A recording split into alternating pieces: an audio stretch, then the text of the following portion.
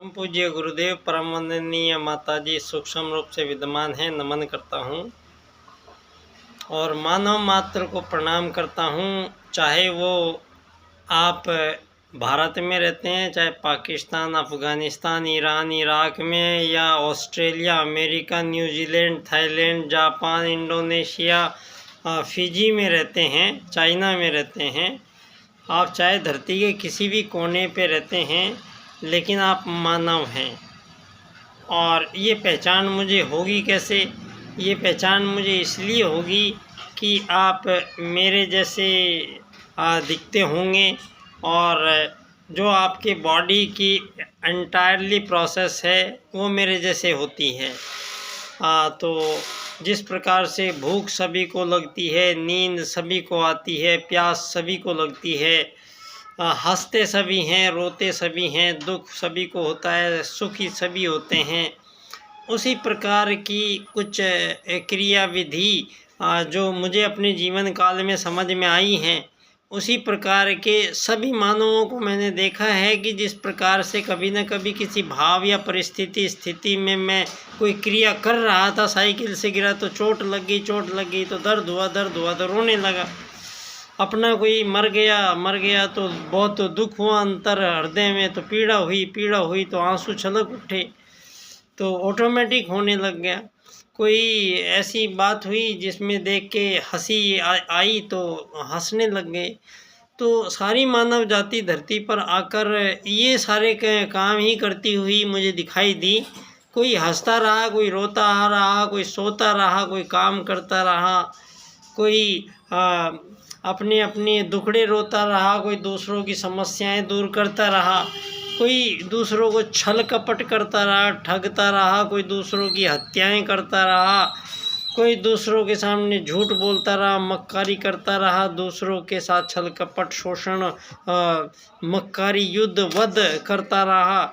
और ये सारा मानव समाज बचपन से लेके जब तक समझ में आया, तो बचपन में जब समझ में कुछ नहीं आया था तो कान में बातें पड़ने लग गई थी कि तुम फलाने, तुम्हारा नाम है, तुम्हारे नाम के आगे ये फलाना एक जाति लगी हुई है, ये जाति आपकी द्योतक है, ये आपका सूचक है। इसके अनुसार यहाँ समाज में कुछ कार्यक्रम हैं, जैसे डॉक्टर है, इंजीनियर है, वकील है, जज है, पुलिस अधिकारी है, सेना अधिकारी हैं। कुछ इस तरीके की बातें यहाँ पर सामने आई बचपन में। और कुछ आज़ादी के जश्न मनाने वाले लोगों की वो देखी गई। कुछ समझ में आया कि भाई कुछ हुआ है तो पता लगा कि देश आज़ाद हुआ है। मुझे तो पता नहीं लगा, मैं तो बहुत बाद में आया। 1947 से और 1971 में दोबारा से जन्म हुआ मेरा।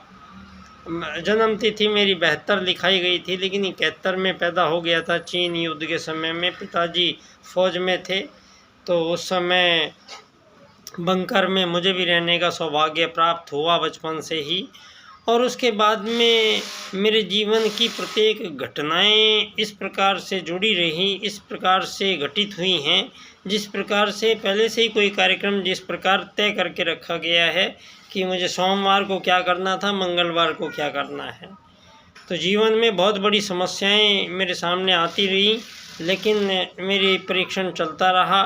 और यहाँ 2 चित्र आपको ये दिखाई दे रहे हैं। इन 2 चित्रों की कहानी मेरे जीवन का सारा जो चैप्टर है, इन 2 कहानियों में क्लोज होता है। एक है पंडित श्री राम शर्मा आचार्य जी, जिन्होंने आते ही मेरे कान में जब सबको सुन लिया, उसके बाद समझ में आया कि भाई कोई एक ऐसा भी यहाँ पे धरती पर आ चुका है जो युग को ही बदल रहे हैं। तो जो युग को ही बदल रहे हैं तो फिर बाकी का क्या करना था? तो बाकी के पास जाने से क्या मतलब निकलना था? तो ये मेरा सौभाग्य था कि ऐसी देव आत्मा से मेरा जुड़ाव हो पाया। पता नहीं हो पाया दुनिया की नज़र में या नहीं हो पाया। पीले कपड़े में कम ही पहन पाया, गुरुजी ने आज्ञा कम ही दी है। और कार्य क्षेत्र कुछ इस प्रकार का मेरा रखा गया है कि मैं गायत्री परिवार का सदस्य होते हुए मैं पीले वस्त्र नहीं पहन पाया, और मुझे राज की नीति के काम में मुझे पंडित दीनदयाल उपाध्याय जी के 4 राजनीतिक सूत्रों के अध्ययन मनन के लिए मुझे यहाँ सारा जीवन मेरा 30 साल खर्च हो चुके हैं। इन 30 सालों में मैंने परम पूज्य गुरुदेव के युग परिवर्तन के अंतर्गत आने वाली प्रत्येक परिस्थिति गतिविधि जो युग निर्माण योजना कर सकती है, उसमें मैंने अपने आप की सहभागिता निभाने की कोशिश यत्किंचित की है, जितना मेरे से हो पाया है। लेकिन अब एक दुविधा मेरे सामने ये है कि दुविधा, ना तो मुझे पीले वस्त्र पहन के हवन यज्ञ नहीं करूँगा तो मुझे गायत्री परिवार मेरा साथ नहीं दे रहा है। यहाँ पे सारे राजस्थान के जो गायत्री परिवार के अध्यक्ष हैं वो जो सब सारे राजस्थान में गायत्री परिवार का काम संभाल रहे हैं, उनको इसके बावजूद भी, जबकि मेरी जो थ्योरी बन के आई है पंडित दीनदयाल उपाध्याय जी की, इन 4 राजनीतिक सूत्रों की व्याख्या के रूप में मैंने कुछ पुस्तकें लिखी थी। जो पुस्तकें मैं देव संस्कृति विश्वविद्यालय 2005 का छात्र, समग्र स्वास्थ्य प्रबंधक का छात्र, बच्चा डॉक्टर रविंद्र चौधरी, जिसको एक विशेष काम के लिए गुरुजी ने लगाया, और वो काम है पंडित दीनदयाल उपाध्याय जी के 4 राजनीतिक सूत्रों को क्रैक कर दुनिया को समझाना। इस बात के लिए मेरी बात जो पंडित दीनदयाल उपाध्याय जी के सर्वा, मतलब भारत में, मतलब ना तो अमित शाह जी और ना नरेंद्र मोदी जी, ना मोहन भागवत जी, इनसे वो आगे जाके मुझे नाम दिया गया कि जब मैं अमित शाह जी के पास गया या नरेंद्र मोदी जी को मैं अपनी PMO में जाके अपनी लिखी हुई किताबें दे के आया, तो नाम आता है डॉक्टर महेश शर्मा जी का। और डॉक्टर महेश शर्मा जी वो शख्स हैं जिनसे 25 साल पहले ही मैंने दिल्ली जाकर अपनी थ्योरी को एकात्ममानववाद से समग्र व संपूर्ण वैश्वीकरणवाद ही होके रहेगा धरती पे, और कोई उपाय किसी के पास नहीं होगा। आत्मवत् सर्वभूतेषु को वसुधैव कुटुम्बकम के साथ मिलना ही पड़ेगा। ये राजनीतिक थ्योरी पंडित दीनदयाल उपाध्याय जी के 4 राजनीतिक सूत्र पूर्ण करते हैं, जिनकी व्याख्या एक विशेष क्रम से होगी। आर्थिक लोकतंत्र द्वारा, पहले आएगा आर्थिक लोकतंत्र से सारी दुनिया के 7 अरब मानवों को ट्रीट कर रहे हैं, तो रोजगार बेरोजगार की कोई परिभाषा नहीं है। आर्थिक लोकतंत्र द्वारा अर्थायाम आधारित जब हम लेके आ रहे हैं, तो धरती पे कोई भी मानव को अपने पूर्ण जीवन काल में धन की कमी नहीं होगी, न ही किसी के पास धन की अधिकता होगी। ऐसी राजनीतिक परिस्थिति का निर्माण हम कर चुके हैं। जो 7 अरब लोगों में जो ये दुविधा फैली पड़ी है कि पूंजीवाद के बाद इस धन आधारित जीवन पद्धति में डॉलर और युआन और रुपए के फेर के चक्करों में और कोई मार्ग नहीं है क्या दुनिया में? क्या कोई मार्ग ऐसा नहीं जो सारी दुनिया के युद्ध, शोषण, वध, हत्याओं का इस दौर में समापन करे, जहां सारी मानव जाति धन आधारित जीवन पद्धति, पूंजीवादी लोकतांत्रिक प्रणाली से, जिससे सारे विश्व में ये आज़ादी गुलामी के सर्टिफिकेट बांटे जा रहे हैं, जबकि एक ही प्रजाति के जीवों में किसी भी प्रकार की आज़ादी गुलामी का सवाल पैदा नहीं होता है। मानव के बीच में कोई अमीर गरीब का प्रावधान नहीं है।